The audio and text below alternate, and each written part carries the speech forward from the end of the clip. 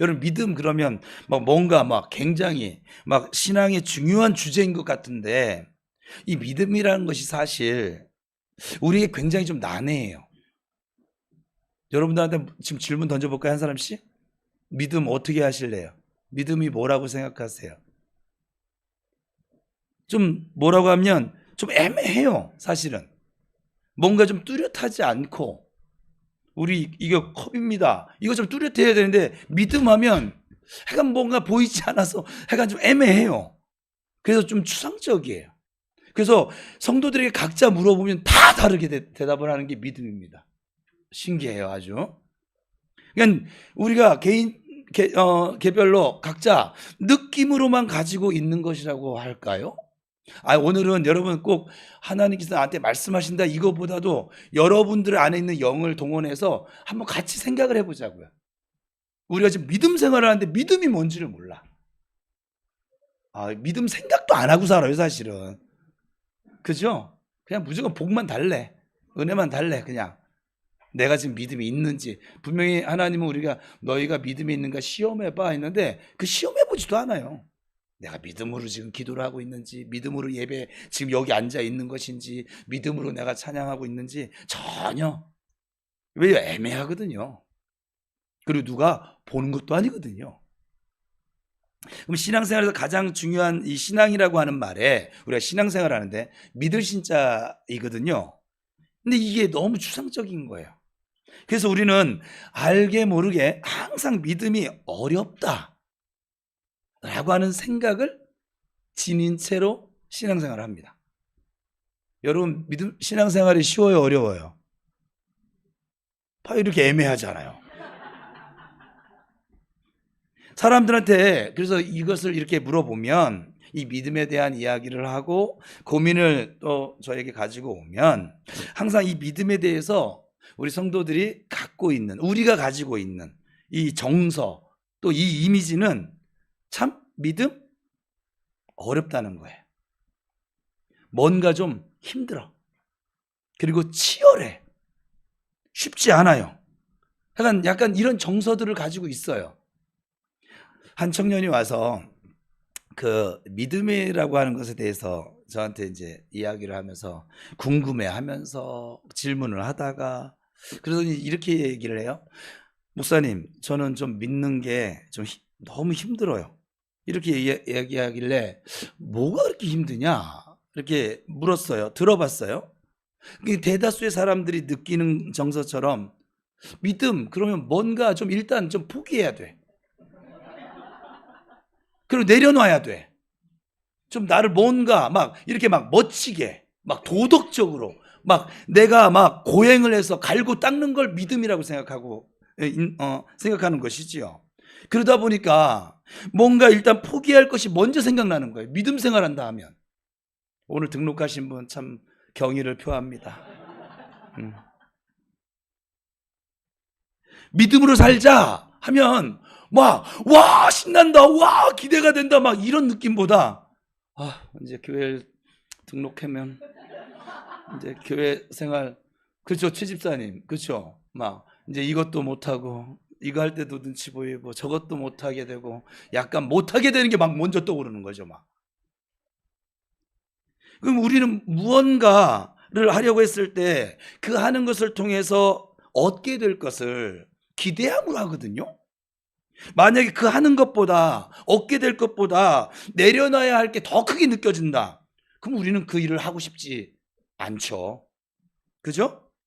저 오늘 제가 2주 동안 지금 이렇게 막 내 안에 부딪힌 싸움을 지금 풀어놓는 거예요. 그러니까 여러분 싸워보라고요. 한번 여러분 거짓으로 척하지 말고 한번 내가 정말 믿음이라고 하는 걸 가지고 있나, 내가 정말 바르게 믿고 있나, 한번 난 믿음에 대해서 어떻게 생각하며 살고 있지? 여기 생각을 안 하고 사니까 맨날 조 터지는 거예요. 넘어지는 거예요. 흔들리는 거예요. 여러분 믿음은 안 흔들려지거든요, 사실은. 네, 감사해요. 그래서 뭘 확고해요. 저한테 와서 흔들리는 거 다 얘기해 놓으시고. 진짜 아버지 도와주세요. 그래서 우리 동일한 정서가 우리 믿음 생활 가운데서도 나타나진다는 것이죠. 그래서 그래서 그러더니 이 청년이 와서 또 잊어버렸잖아요. 목사님, 저는 믿음으로 살고 싶지 않아요. 제가 목회하다 보면 이런 말을 하는 성도들을 종종 봅니다. 한두 명 보는 것이 아니라 전 믿음으로 살고 싶지 않아요. 지금 이 자리에도 아마 있을지도 모르겠어요. 그래서 왜 그러냐? 라고 이렇게 물었더니 이것도 못하고 저것도 못하고 못하게 될 것들만 계속 이야기를 하는 거예요. 그런데 이야기 중간에 제가 얘기를 듣다가 마음에 막 걸리는 지점이 하나 생겼어요. 그 친구가 이런저런 막 믿음으로 살고 싶지 않아 얘기를 하다가 믿음으로 살면 이것도 못하고 저것도 못하다가 중간에 그런 거야. 연애도 못하고 결혼도 못하고 잘 못하고 막 이런 얘기들을 하는 거예요. 결혼할 대상이 너무 없다는 거예요. 믿는 대상을 결혼하려는데 믿는 대상이 여자 청년들 잘 믿는 남자 구하기 쉬워요, 어려워요? 그래서 결혼도 잘 못하고 막 이런 얘기를 하는 거예요. 그래서 제가 듣다가 제가 좀 사람이 좋은데 다 들어주는데 그런데 이건 좀 저도 걸려졌어요. 그래서 이건 얘기를 분명하게 해줘야 되겠다 싶어서 잠깐 말을 끊었어요. 그리고 얘기해 줬죠. 잠깐만, 그 연애는 얘야, 네 믿음 때문에 못하는 게 아니야. 그냥 못하는 거야. 그렇게 막 주님 탓하면서 막 그러면 주님 너무 서운해하셔. 왜냐하면 주님은 우리가 혼자 있는 거 그거 너무 속이 상하시고 보기 안 좋다고 해서 아담에게 누구를, 하와를 만들어 주신 분이신데 네가 못 만나는 걸 갖다가 이렇게 막 주님 탓하고 그러면 성경에서 자꾸 막 이유를 찾고 지 결혼 못하는 거를 주님 되게 서운해. 다른 데서 이유를 좀 찾아봐. 먼저 거울을 좀 본다든지 아니면 좀 더 현실적인 걸 찾아야 되지 않겠니? 근데 여러분, 일단 제 예고 대부분의 그 경우가 사실 이런 정서를 가지고 있거든요. 내가 예수 믿는 것 때문에 무언가를 못한다라고 생각을 하고 있어요. 정말 그럴까요? 그러니까 우리가 믿음으로 살았을 때 막 뭔가 막 포기하고 희생하고 막 이렇게 느껴지는 정서 때문에 믿음이 어려워, 힘들어, 막 이렇게 느껴지며 신앙생활을 하고 있는 것이죠. 여러분, 그럼 자, 이제 이거는 지금 우리가 원래 느끼고 있는 정서를 제가 좀 설명을 한 것이고 제가 지금 씨름했던, 이제 그럼 다 좀 내려놔 보자고요. 그냥 전부 싹 그냥 그동안 내가 믿음이라고 생각해왔던 이미지 모두 다 내려놓고, 자, 믿음이라고 하는 개념만 딱 떼어놓고 한번 생각해 보자고요. 객관적으로, 이성적으로, 한번 합리적으로, 여러분 좋아하는. 우리가 믿음이라는 요소를 언제 사용하는지, 어떨 때 쓰는지를 보면 이 믿음 되게 쉬운 거거든요. 어려운 주제가 아니었거든요. 왜냐하면 그 속성 자체가, 믿음은 믿어지도록 설계가 되어 있습니다. 믿음은 내가 믿어주는 것이 아니라 믿어지는 것입니다. 그러면 인격과 인격 사이 안에서 어떻게 이 믿음, 신뢰라고 하는 것이 만들어질까요? 다시 한번 말씀드리지만 믿음은 믿어주는 것이 아니라 믿어지는 것입니다.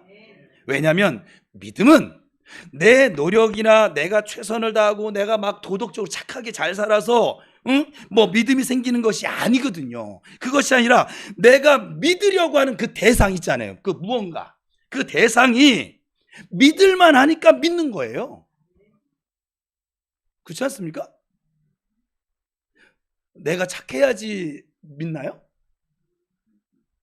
내가 잘했기 때문에, 내가 도덕적이라서, 내가 뛰어나고 내가 탁월한 사람이라서가 아니라 그 무언가, 하나님 아니어도 믿음의 대상이, 그 믿음의 대상이 성품과 인격, 이 사람 거짓말 안 한 사람이야 라고 우리가 믿는 것은 내가 거짓말을 안 하는 사람이라서 믿는 것이 아니라고요. 믿음의 대상인 그 사람이 거짓말을 안 하는 사람이라서 그 사람을 믿는 거예요. 그렇지 않습니까? 믿음만 따로 떼놓고 생각해 보면. 그러니까 나의 모든 믿음에 대한 원동력과 이 믿음의 내용의 주체는 나에게 있는 게 아니라 믿음의 대상에게 있는 거예요. 맞죠? 이 믿음은, 이 믿어지는 믿음은 그럼 어떻게 생깁니까? 내가 믿으려고 하는 대상을 알아가면 알아갈수록 믿어집니다. 그래서 여기서 알아간다라고 하는 말은 그 대상에 대해서 정보만 가지고 이야기하는 것이 아니라 그 대상을 경험해서 알게 되어졌을 때, 이걸 성경에서는 야다 이렇게 표현하는데 말하는 것입니다. 마치 이런 것이죠. 여러분 생각해 보세요. 누군가 어떤 사람을 나에게 소개해 줬어요. 이게 우리 아들하고 지금 했던 대화 내용을 지금 여기 풀어내고 있어요. 야, 우리 박순서 집사 진짜 착해. 잠깐만, 얘를 잘못 들었어요. 승집 지랄 같은데. 은혜은이잖아.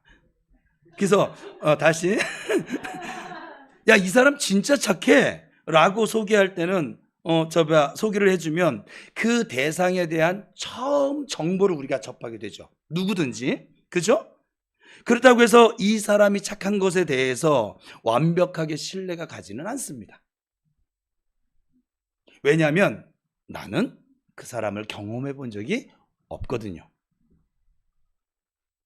그래서 만약에 내가 소개를 받은 이 사람이 이 사람 진짜 착해 하고 이 사람에 대해서 소개를 받았을 때 이 사람을 만약에 내가 또 누군가에게 소개를 받은 사람을 또 누군가에게 소개를 해야 될 경우가 생겨지면 아마도 이렇게 소개할걸요? 그 사람 착하다던데? 착할걸? 정 목사님 착하다고 그랬어. 승질은 지랄 같아도. 이러면서 그 들은 정보 나는 전혀 모르겠으니까. 왜냐하면 내가 아직 그 사람에 대해서 말로만 들었지 경험한 적이 없기 때문에 그렇게 표현할 수밖에 없는 것이죠. 만약 우리가 하나님에 대해서 경험해서 알게 되잖아요. 그럼 내가 경험한 하나님을 말할 수 있어요.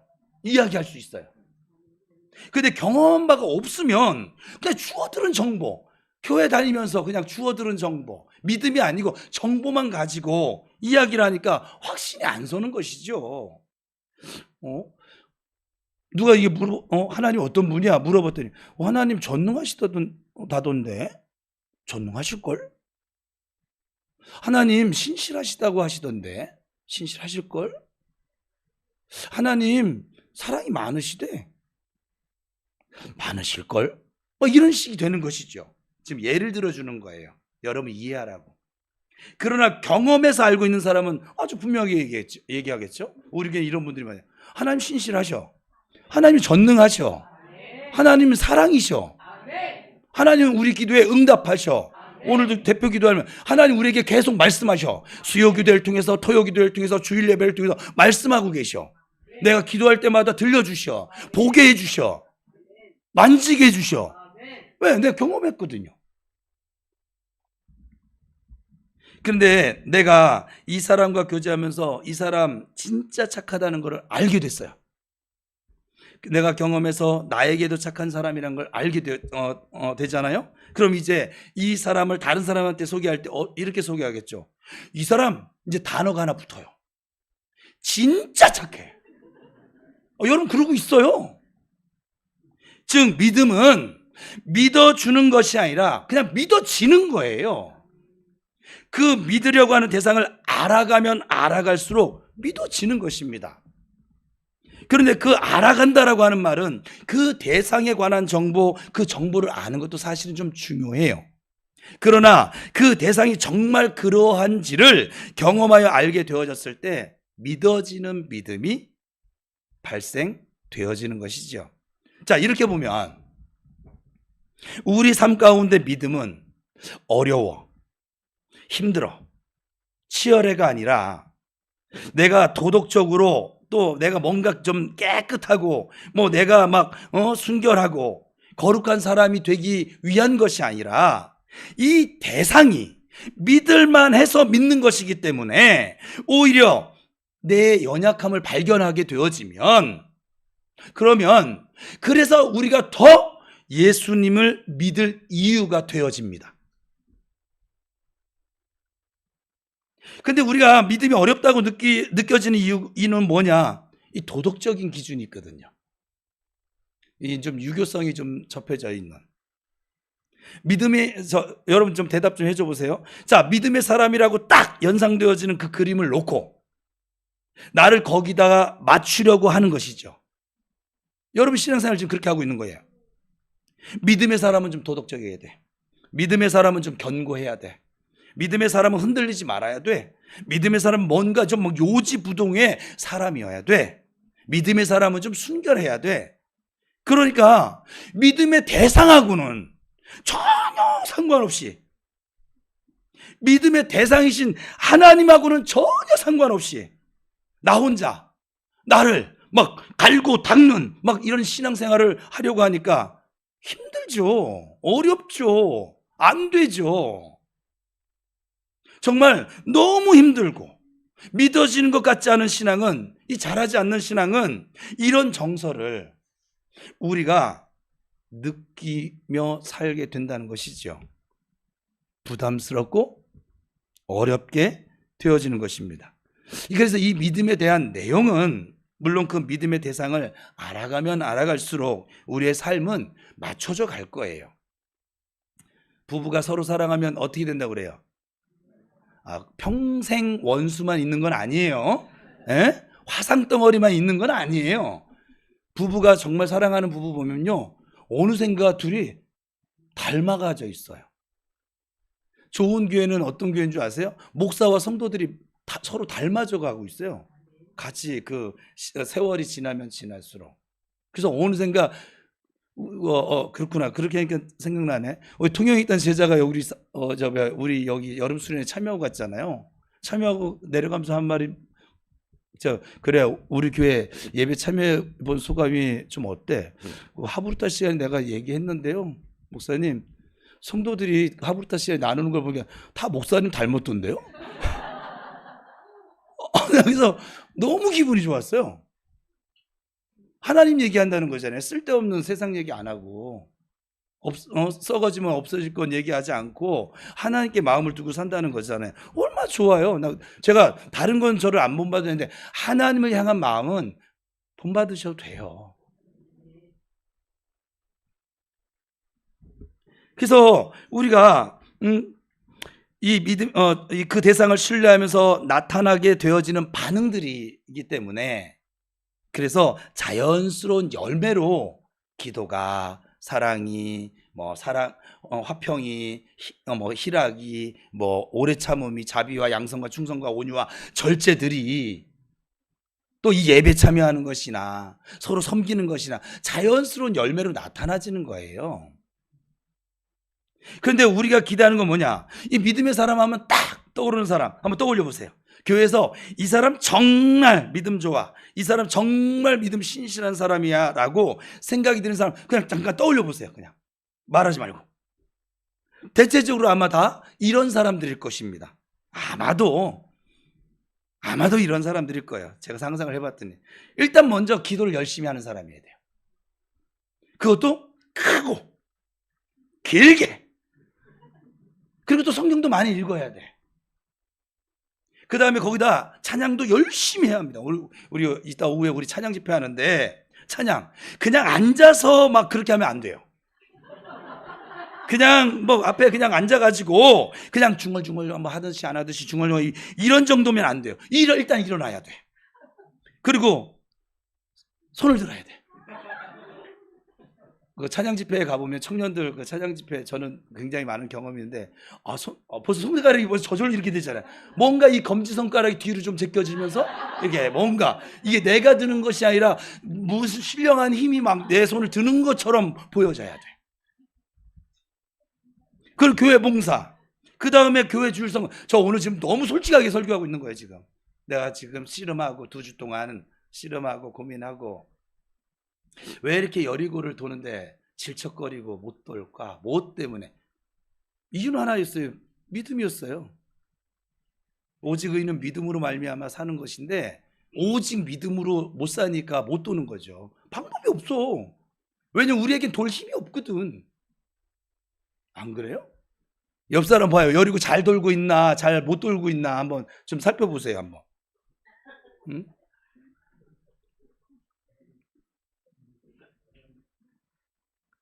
여러분, 어떤 한 사람이 제가 지금 말씀드린 이 주일 성수도 잘하고, 봉헌 생활도 잘하고, 뭐 섬김 생활도 잘하고, 헌신도 잘하고, 모든 예배 빠지지도 않고, 그냥 이런 사람이 있다고 쳐요. 어떤 한 사람이 이 모든 조건을 다 가졌다고 생각해 보세요. 그 사람을 보면 교회에서 믿음 좋다, 어때요? 이런 생각 드시겠죠? 드신단 말입니다. 여러분들도 그렇게 말을 하고 있어요. 제가 그래서 우리 아들한테 그래 네가 믿음 좋다고 하는 사람 떠올려봐. 그리고 왜 그 사람이 믿음 좋다고 생각하는 거야? 다 여기에 해당돼요 지금. 여러분, 이 모든 조건을 가진 이 기준을 가지고 성경에서 믿음 좋은 사람을 찾으면 어떤 사람들이 등장하는 줄 아세요? 성경에서? 우리가 너무나도 잘 알고 있는 대제사장들과 바리새인과 서기관들이 등장합니다. 지금 우리가 말하고 있는 이 기준을 가지고 보면 여러분 벌써 바리새인 하면 어때요? 느낌과 정서가 어떠세요? 좀 약간 부정적이시죠? 그죠? 여러분 근데 그러시면 안 돼요. 여러분들은 그렇게 느끼시면 안 돼요. 예수님 정도 경건 정도 돼야 이게 되는 것이지 우린 그들의 정말 무릎도 못 쫓아가고 있어요. 사실은 그 생활 기준을 따지면. 왜냐하면 바리새인들은요 그 시대에 여러분 지금 오해하고 있는 부분을 좀 풀어줘야 되겠다 싶은 생각이 있는데 그 시대 그 현 시대에서 인간들 중에서 가장 탁월하고 최상급 인텔리들이었어요. 그 당시 문화 자체가 막 기준도 뭣도 없는 뭐 분명한 기준 같은 것이 아예 없었던 시대였거든요. 그러니까 어떤 부족이면 그냥 족장의 말이 법이에요. 또 어떤 나라는 왕의 말이 법이에요. 그냥 기준이 없는 거예요. 그런데 이스라엘 민족은 얼마나 뛰어났냐면 공의의 기준이 되신 하나님의 공의를 사회의 규범으로 정해놓고 살던 사람들이 바로 이스라엘 백성들이었어요. 그리고 그 사회의 규범을 정하고 사는 일에 가장 앞장서서 선두에서 지켜나가던 사람들이 바리새인이었어요. 그러니까 그 시대를 통틀어서 전 세계를 통틀어서 인간급에서는 가장 최상급 인간인 거예요. 그러니까 한우 툭불 정도는 되는 거죠 이제 막. 그래서 예수님도 그거 아세요? 그들의 이 바리새인들의 그 노력을 인정해 주셨어요. 그래서 마태복음 5장 20절에 보면 너희들의 의가 저 서기관과 바리새인 같지 않으면 하나님의 나라에 들어갈 수 없어 하실 정도로 그들이 하는 인간으로서 하는 노력은 인정해 주셨다고요. 그런데 놀랍게도 예수님은 그들의 노력은 인정해 주셨어요. 그렇지만 그들의 노력을 믿음으로 보지는 않으셨어요. 그러니까 예수님이 정말 믿음이 있다고 한 사람들과 우리가 생각하고 있는 이 믿음의 사람의 기준이 좀 다른 것이죠. 하나님은 믿음의 사람이라고 했을 때 성경에서 예수님 믿음이 있다고 한 사람들을 지금 살펴볼 것인데 한번 같이 생각해 보자고요. 이것이 조금 전에 지금 저를 통해서 우리가 지금 얘기하고 있는 그 기준들과 맞는지 한번 생각해 보자고요. 한 5케이스 정도를 소개를 할 거예요. 첫 번째 바디메오예요. 어딘가 들어봤죠 일단? 네, 소경 바디메오라고 하잖아요. 눈먼 소경이었던 이 사람은 아까 우리가 얘기했던 그 도덕적인 기준, 그 믿음의 기준으로 봤을 때 믿음의 사람일까요? 아닐까요? 아니죠. 주일 성수를 안 해요. 헌신하는 생활 없어요. 기도도 안 해요. 봉사요? 어떻게 할 건데요? 아닙니다. 그 어떤 조건도 충족시키지를 못한 사람이에요. 그 다음에 혈루증 걸린 여인. 또 그 다음에 누가복음에 나오는 10명의 나병 환자들. 이 사람들은 우리가 생각할 때, 우리의 믿음의 기준을 생각했을 때 믿음의 사람들이 아닙니다. 여러분들은 교회 안에서 아마 그들처럼 생활하고 있는 사람들을 믿음이 좋다라고 표현하지 않으실 거예요. 근데 예수님이 그들이 이렇게 말씀하셨어요. 제가 지금 소개한 사람들 공통점이에요. 똑같이 말씀하셨어요. 너의 믿음이 너를 구원하였다. 분명히 나와 있어요. 너의 믿음, 여인의 믿음, 바디메오의 믿음, 문둥병자들의 믿음, 그 믿음이 너희를 구원했대. 제가 하나님은 나의 은혜로 너희들이 구원받았어, 이렇게 나가야 되는데 너의 믿음이 너를 구원했대. 그러니까 우리와 예수님의 기준이 좀 많이 달라요. 이제 극찬받은 사람을 한번 이제 좀 더 나가서 성경에 딱 두 사람밖에 나오지 않아요. 극찬받은 사람. 여러분 다 아세요. 내 믿음이 너를 구원하였다 정도가 아니라 내 믿음이 크도다, 이렇게 예수님 말씀하세요. 첫 번째 인물은 우리가 잘 한 것처럼 유순명 선교사님 설교도 했었으니까 수로보니게 여인, 가나안 여인이라고도 기록되어져 있는 이 여인이 있습니다. 딸이 귀신에 들려서 예수님 찾아왔어요. 근데 예수님이 못 들은 척을 하시는 거예요. 이 사랑의 예수님이 도와달라고 왔는데 못 들은 척을 하시니까 제자들이 오죽하면 예수님 왜 그러세요? 왜 안 하던 짓 하세요? 좀 도와주세요 좀, 이렇게 청혼할 정도로. 그제서야 들으시고 나서 그 여자한테 가셔서 예수님 기껏 하신다는 말씀이 뭐냐면, 우리가 잘 아는, 내가 자녀에게 줄 떡을 개에게 던지는 것이 마땅치 않다, 이러시는 거예요. 개라고요, 개. 제가 여러분한테 개라고 얘기했다가는 아마 저를 잡아먹으려고 할 거야, 아마. 그죠? 저건 목사도 아니고 뭣도 아니야. 저거 쓰레기야 저거. 이럴지도 모르겠어요. 그러니까 사람 취급을 아예 안 하신 거예요. 유대인들이 이방인들을 대하던 태도랑 똑같이 예수님이 그를 대했어요. 기분 나빠서 갈만도 하잖아요. 그죠? 갈만도 한데 이때 이 여자가 굉장히 다른 이들과는 특이한 반응을 보여요. 이때 이렇게 얘기합니다. 예수님 맞아요. 저 개예요. 성경에서는 주여 올소이다마는 이렇게 적혀 있습니다. 그래서 제가 자격이 없다는 걸 너무 잘 알고 있습니다. 그래서 저한테 다 달라는 것이 아닙니다. 혹시 저 같은 자에게라도 떨어질 은혜의 부스러기는 없을까요? 라고 묻습니다. 성경은 이렇게 적혀 있죠. 같이 읽어볼까요? 시작.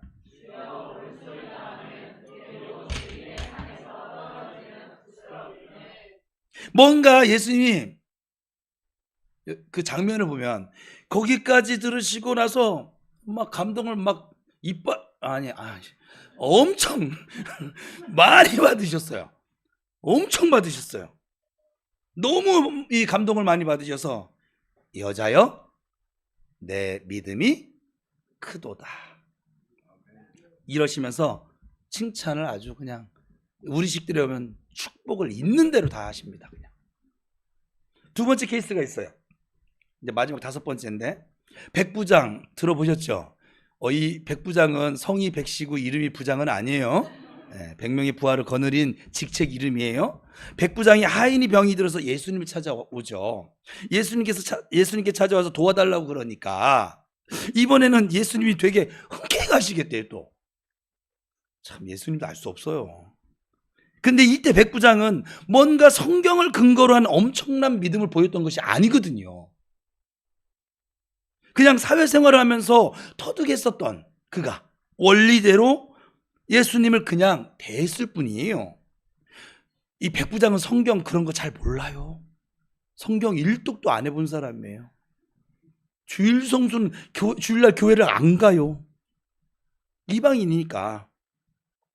백부장은 그냥 사회생활하면서 자기가 터득했을 때 왕은, 자기가 섬기고 있는 왕은, 그리고 자기가 섬기고 있는 이 황제들은 그냥 말만 하면 되는 사람들이었어요. 그래서 황제가 야 저기 건물 하나 생겼으면 좋겠어. 한번 뚝뚝뚝 하는 건물 생겨요. 그죠? 지도 보면서 요거 조금 더 이거 내 땅 되면 좋겠는데. 그럼 막 이 군사들이 부하들이 가가지고서 땅 따먹기 하듯이 해서 저 땅을 만들어 와요. 자기가 섬겼던 주인은 그래요. 그러니까 왕은 말만 하면 되는구나 라고 하는 걸 터득했고, 정말 예수님이 왕이라고 사람들이 하니까 정말 왕처럼 예수님을 대한 거예요. 실제로 그래서 다른 이야기 안 하시고 이렇게 고백하는 것이죠.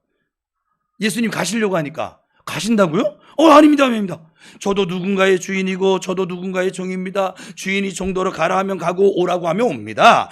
말씀만 하옵소서. 그리하면 낫겠나이다.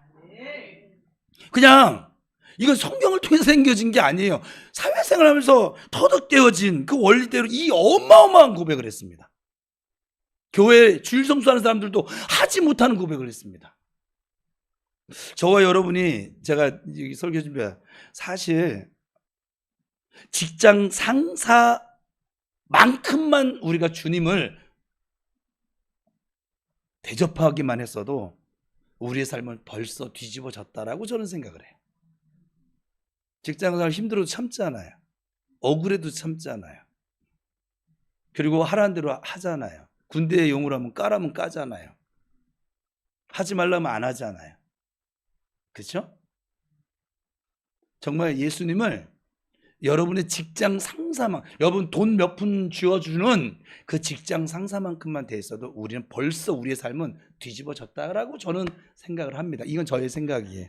성경에는 없고.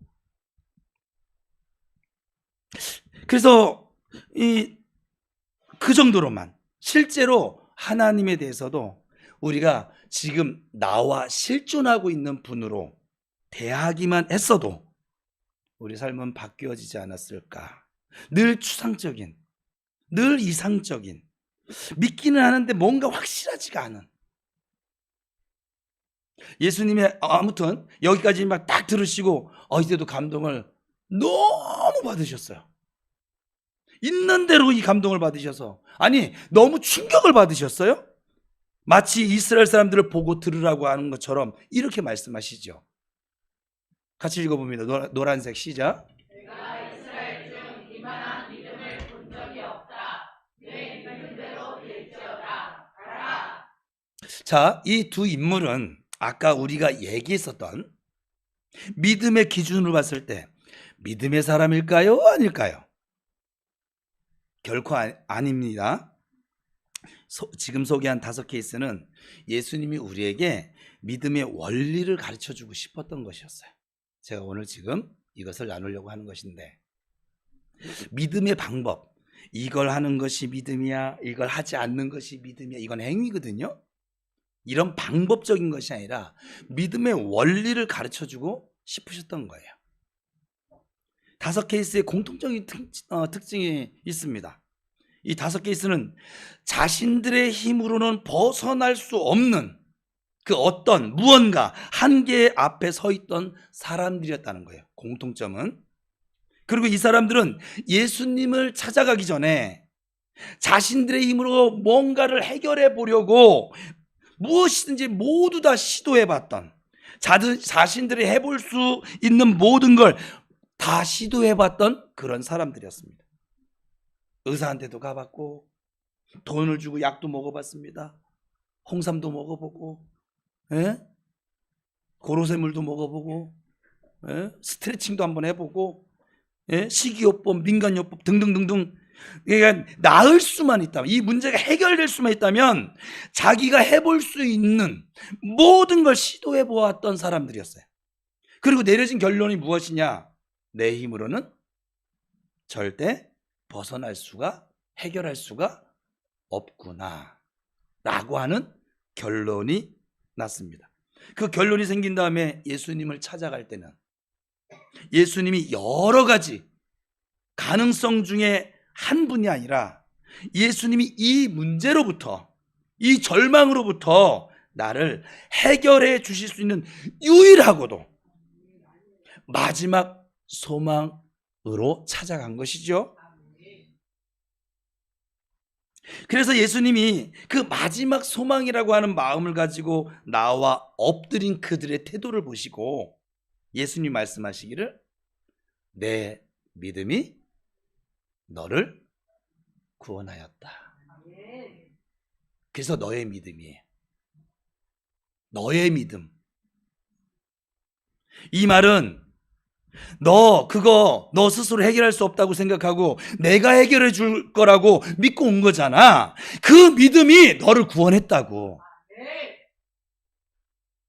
이 원리를 정확하게 저와 여러분에게 오늘날 적용해 봅시다. 저와 여러분 싫든 좋든 원하든 원하지 않든 상관없이 한 가지 근본적인 문제를 가지고 이 땅에 태어났어요. 어쩔 수 없어요. 죄인이라는 거예요. 죄인인데 이 문제를 해결해 보려고 내가 어떤 노력과 내 최선으로 스스로 해결해 보기 위해서 몸부림을 치고 애를 써봅니다. 근데 문제는 뭐냐? 하나님의 기준에는 내가 아무리 애를 써도 안 되는 영역이 있다는 거예요. 가령 좀 이런 거예요. 이것도 생각을 해보자는 거예요. 그냥 간음까지를 인간들은 죄로 봅니다. 이제 뭐 그 간통죄도 없어졌다고 하는 뉴스에서 봤던 것 같은데, 그러나 하나님의 공의의 기준은 그 간음을 가능하게 만드는 원동력이 되는 음욕도 간음으로 보십니다. 산상수훈에 보면. 그럼 우리가 노력을 해서 간음을 안 하는 것까지는 내 노력으로 어떻게 한번 해볼 수 있어. 그런데 음욕까지는 어떻게 안 되거든요. 또 이렇게 얘기하는데 저는 그런 음욕을 가져본 적이 없으세요. 뭐 저만 또 쓰레기인 거지. 살인까지는 어떻게 안 해보겠는데 그걸 가능하게 하는 원동력은 분노거든요. 분노도 살인으로 보시는 하나님 앞에서 분노까지는 내가 어떻게 안 되는 거예요. 그러니까 하나님 앞에서 내가 나를 갈고 닦고 애를 썼지만 하나님 앞에서 내 스스로는 도저히 벗어날 수 없구나. 이 문제를 해결하러 오신 분이신 예수님 아니고는 안 되는 것이구나 하는 예수님이 유일하고도 마지막 소망이라는 마음을 가지고 그 상태 그대로 하나님 앞에 나아가게 되는 것이죠.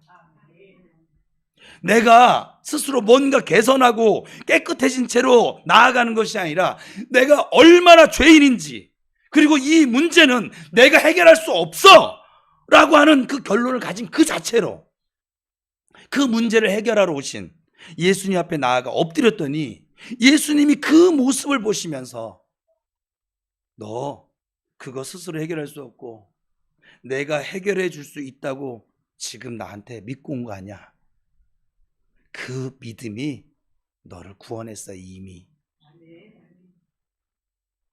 그럼 여러분 이렇게 기록하셔야 되겠죠?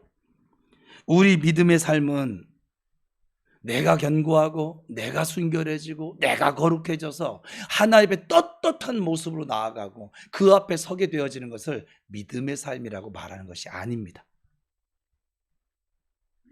믿음의 삶은 도저히 내 힘으론 나를 어떻게 해볼 수가 없어서 내 노력과 내 최선으로 내가 거룩하게 될 수도 없고 하나님이 요구하시는 그 의로운 삶의 기준에 충족시킬 수가 없어서 하나님, 나 이 문제는 내 힘으로 해결할 수 있는 것이 아닙니다. 이 문제를 해결하러 오신 예수 그리스도 그분만이 이 문제를 해결해 주실 수 있습니다. 그래서 제가 있는 모습 그대로 그 상태 그대로 하나님 앞에 나아왔습니다. 이것이 믿음의 삶인 것이에요. 그러면 저와 여러분의 의지와 노력과 최선을 어디에다 써야 될까요? 우리 스스로 거룩하게 될 수 없어요. 우리를 거룩하게 하는 건 딱 하나밖에 없어요. 사실은 뭐냐면 오직 하나님의 말씀이거든요. 오직 하나님의 은혜밖에 없거든요. 나의 의지와 최선을 나를 갖고 닦고 깨끗하게 되는 것에 쓰는 것이 아니라 에너지를 우리가 하나님 말씀 앞에 나를 세우고 나아가게 만드는데 쓰셔야만 합니다. 그렇게 나아갔더니 하나님께서 더럽다, 이 더러운 놈 또 넘어졌어, 또 불평하고 앉아있네. 좀 더 우리가 신랄하게 죄송해요. 강대상이 좋은 단어를 써야 되는데 좋은 단어를 쓰면 안 들어요. 지랄하고 자빠졌네? 또 지 잘난 척하고 있네? 또 지 의인. 이렇게 하지 않으시고 너 왜 그 모양 그 꼴이냐? 그리고 나를 버리실 줄 알았는데 하나님이 그 문제를 가지고 나온 나의 모습을 보시면서 너 그거 내가 해결해 줄 거라고 믿고 온 거잖아. 그래? 너의 그 믿음이 너를 구원했어. 아니에요? 제가 지금 너무 오버하고 있어요? 여러분 믿음에 대해서 어떻게 생각하세요? 하나님을 믿고 계세요? 우리에게 말씀해 주시고 이루어 주시는 하나님 맞습니다. 여러분 기억하십시오. 저와 여러분의 연약함, 또한 의지와 노력으로 잘 안 되는 모습, 내 모습을 지니고 살아가고 있는 그 이유는 아무리 나를 개선하고 내가 거룩해지려고 몸부림 쳤지만 되어지지 않음을 발견하는 그 이유, 자꾸 넘어지는 이유, 믿을 건 예수님밖에 없다라는 것. 이 문제를 해결하러 오신 분은 예수님밖에 없다는 것을 더 확실하게 우리에게 깨우쳐 주시는 은혜의 도구인 것입니다.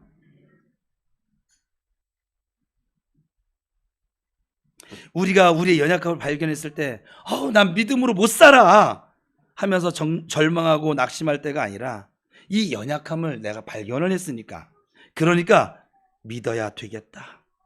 그러니까 믿을 수밖에 없구나. 그래서 하나님 앞에 더 나아가야 되겠다 라고 하는 결론으로 이어지게 하는 하나님의 은혜가 되어지는 것입니다.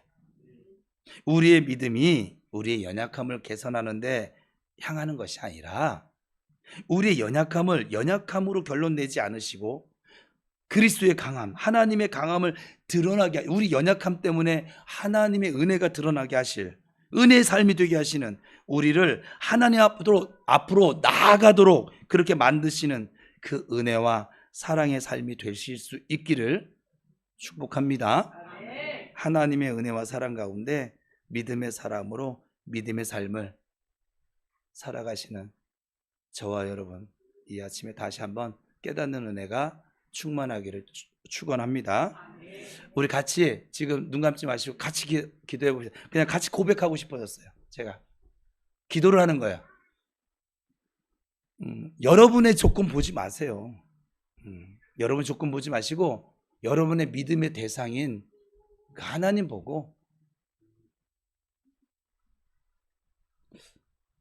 그러니까 믿음의 주체는 내가 아니라 하나님인 거예요.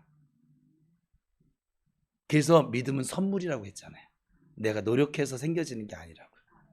내가 하나님을 알아가면 알아갈수록, 또 경험하면 경험할수록 믿어지는 거예요.